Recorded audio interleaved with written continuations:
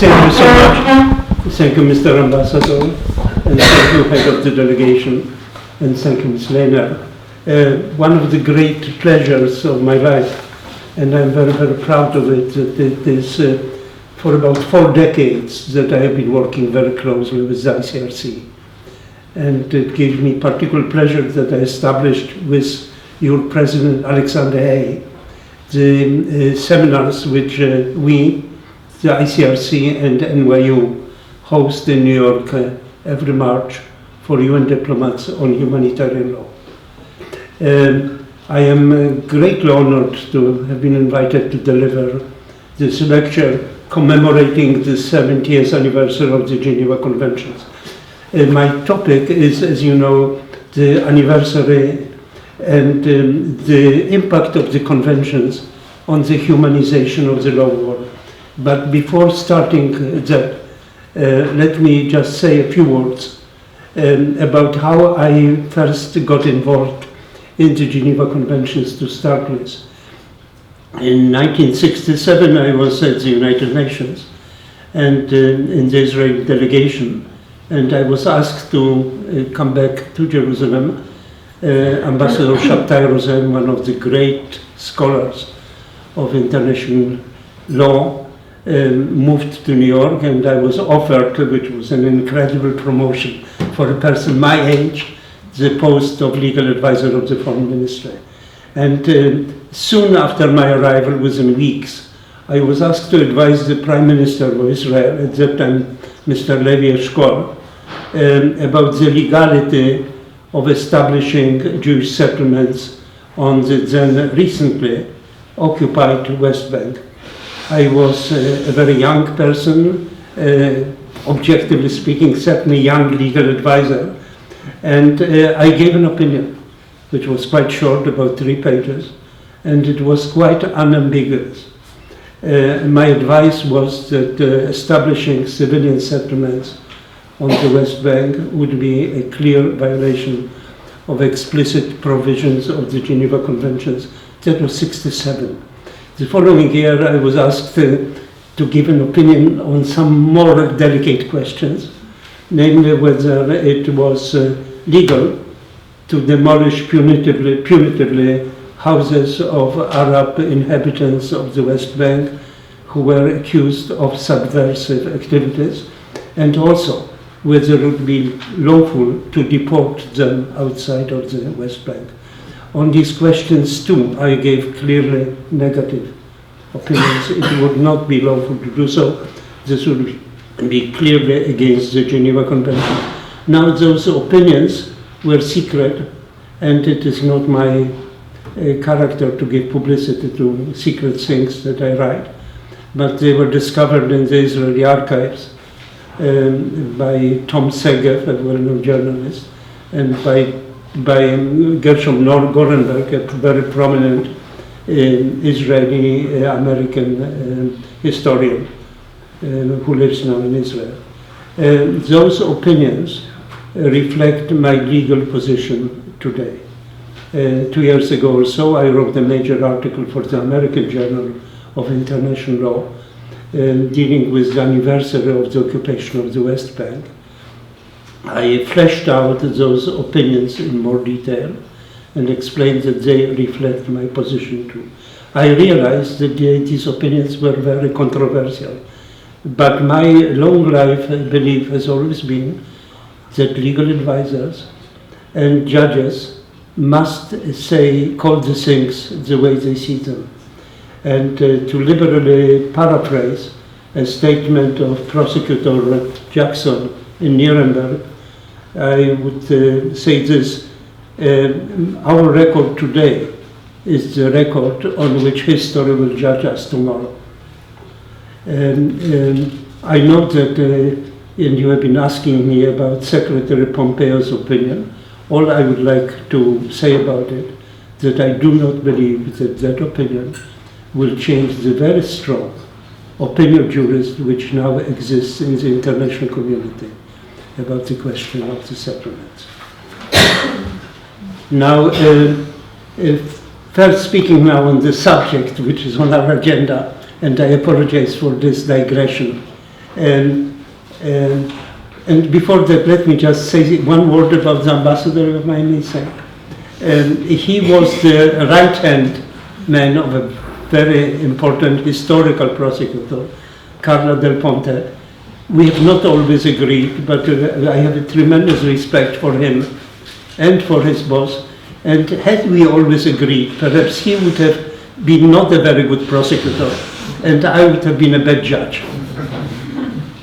We all deal with things from the perspective of the jobs that we perform. Now, first let me say a few words about the historical context from which the Geneva Conventions of 1949 materialized. Calamitous events and atrocities have always driven the development of humanitarian law.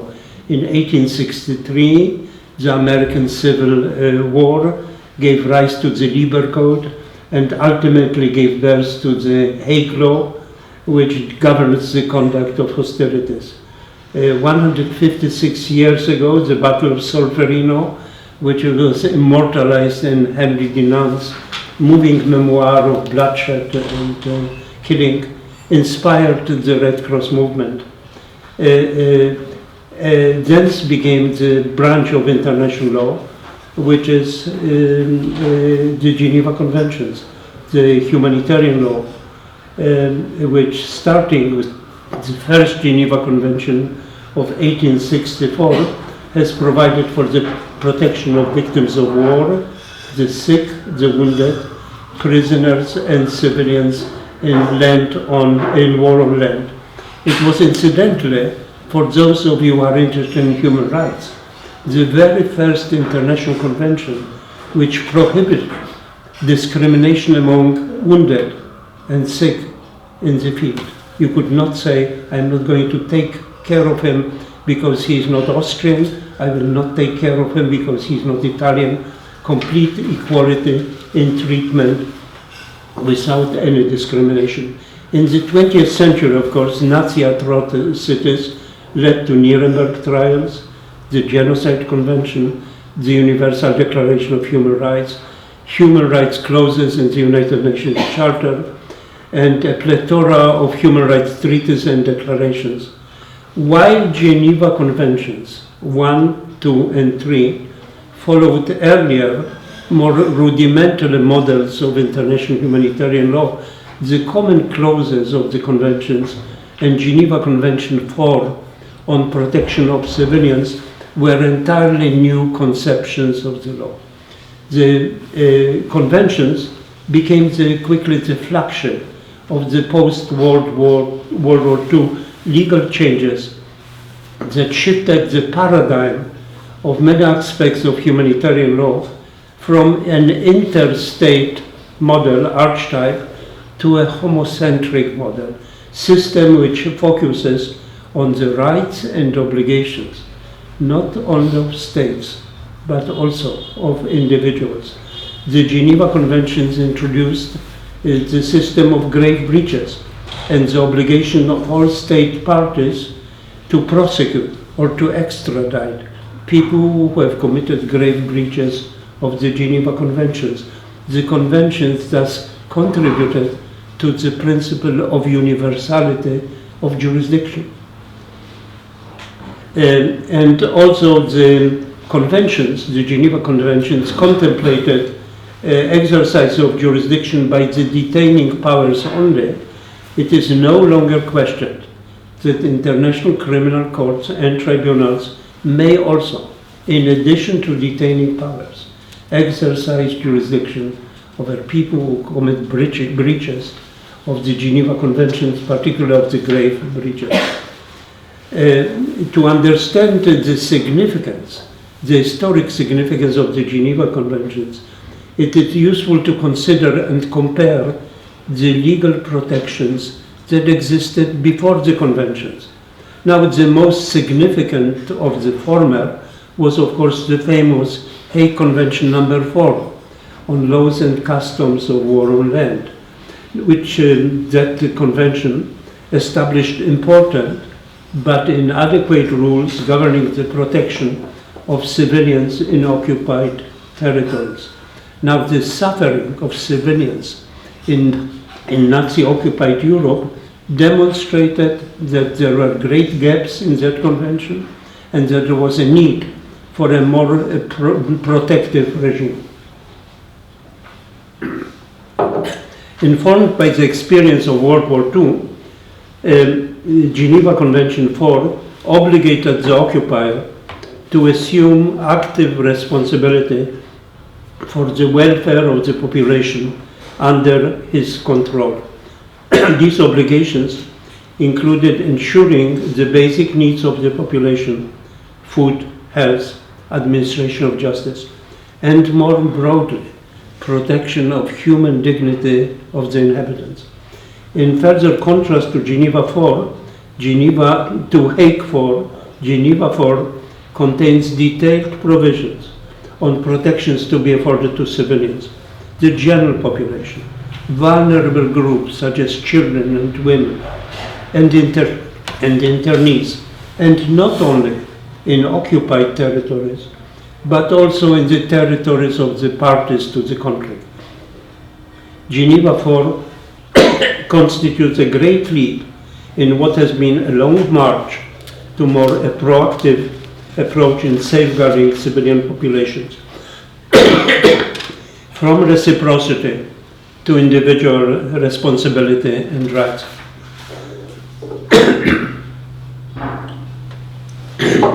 How much humanitarian law has already departed from the previous model can be seen in the now largely obsolete Si omnes clause of the Hague Conventions. Si omnes in Latin, of those who are not expert in Latin, means if everybody. And the question of belligerent reprisals, and I will say a few words about those things. The Si omnes clause, if everybody clause, was found in early law of war treaties. And it meant that if one party to the conflict was not party to a convention, to the Hague Convention, the convention was not legally binding for all the parties to the conflict. It really makes no sense whatsoever. So if, for instance, during the Second World War, two states were not parties to the Hague Convention, including Bulgaria, which was not the greatest actor in the world, the convention as such could be said legally not to be applicable. And this defense, Si omnes clause, was invoked very effectively during the Nuremberg trials. And it was only because the court ruled in Nuremberg, the International Military Tribunal, that the Hague Convention was largely a reflection of customary international law, that these arguments of the lawyers for the Nazi accused could be rejected, dealt with, addressed, and rejected. Now, this Si omnes clause is now no longer regarded as part of international law. It was reversed specifically in the 1929 Geneva POW Convention and in the 1949 conventions. Now, the Geneva Conventions, even more importantly, broadened their applicability by departing from the historic principle of reciprocity. Take the famous Common Article 1 as an example. The high contracting parties undertake to respect and ensure respect for the present convention in all circumstances. This epitomizes the denial of reciprocity. It goes to the heart of accountability. The ICJ, the International Court of Justice, held this article to be declaratory of the customary law in its famous 1986 judgment in Nicaragua against the United States. Although the initial purpose of Common Article 1 may have been to confirm the obligation of every state to ensure that its entire military and civilian apparatus would respect the convention, it has subsequently been interpreted as providing standing for any state party to the convention vis-à-vis violating states to endeavor to bring the violating state back into a situation of compliance. To a large extent, this interpretation was triggered by the famous commentaries by Mr. Pictet to the Geneva Conventions, and it is now regarded generally as accepted by the international community. The departure from the principle of reciprocity can also be manifested by this extremely important question, not only in theory, but also in practice, of reprisals. Also here on this, a major role in the historical development of the law of war. However, resort to them, I need not tell you, typically causes harm to innocents, collateral damage, and is a form of collective punishment. From the 1929 POW Convention to the 1977 addition protocols to the Geneva Conventions, as well as Protocol 2 to the Convention on Conventional Weapons, the domain of legitimate reprisals has shrunk dramatically. These treaties have reduced legitimate reprisals essentially to those against armed forces. Basically, reprisals against civilian populations are not kosher. The principle of reciprocity no longer allows determinations of obligations by one party on grounds of breach of treaty by another party. The denunciation clauses of the Geneva Conventions provide, and that's extremely important, that a denunciation cannot take effect before peace has been concluded and the release and the repatriations of POWs has been completed.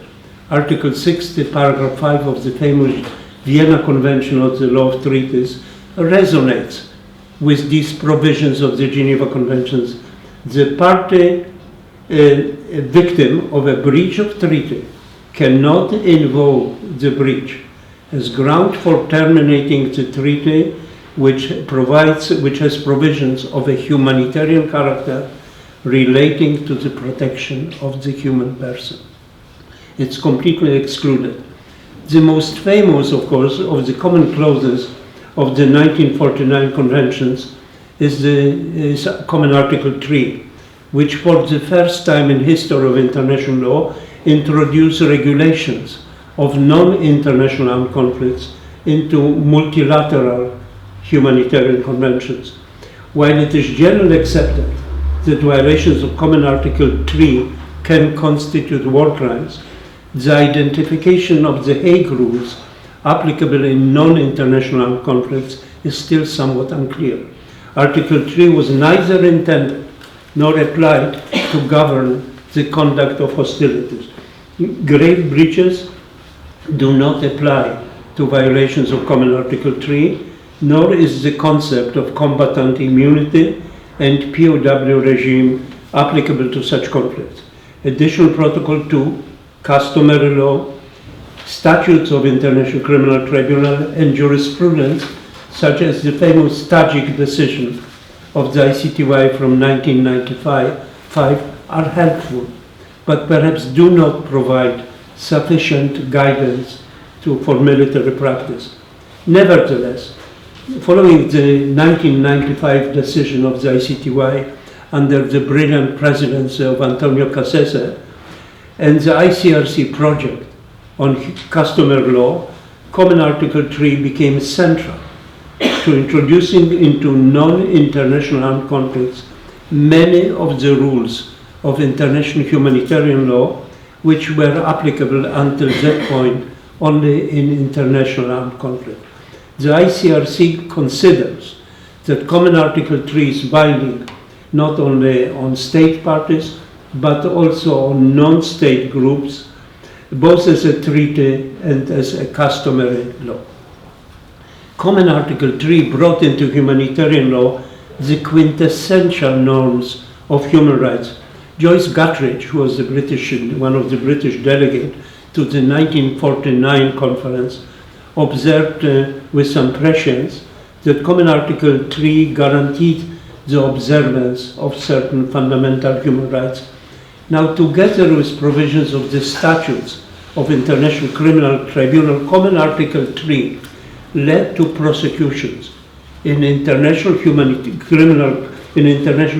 tribunals of what is in effect, though not in nomenclature, gross violations of human rights, somewhat closing the gap resulting from the absence of criminal jurisdiction in the regional human rights courts. Inalienability of individual rights. The evolution of international criminal jurisdictions demonstrates the intent to reach individuals as the ultimate subjects of humanitarian rights and obligations through the statutes of modern criminal tribunals and their jurisprudence. Humanitarian law norms, many humanitarian law norms, previously governing only conduct of governments and states and reflecting rules of international responsibility, have since been recognized as establishing as a basis for individual criminal responsibility of individuals. This is what we do in international criminal tribunals day after day. Now, so what actually has happened in general terms, that the international humanitarian law and the Geneva Conventions underwent a process of humanization of norms, focusing more now on protection of individuals, but also a process of criminalization focused on individual criminal responsibility of individuals. While even early Geneva Conventions conferred protections on individuals as well as on states, whether those protections belonged to the contracting states or to the individuals was not all that clear. It was not until the 1949 conventions that the existence of rights conferred on protected persons. 5 minutes? 7 minutes. Good that you warned me. Conferred on protected persons was affirmed through several key provisions.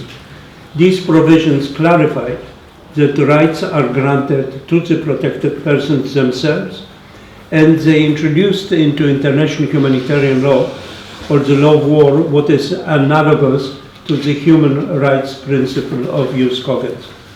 Now, just a few bullet points. Geneva Conventions became the heart, the core of the law which is applied by international criminal tribunals.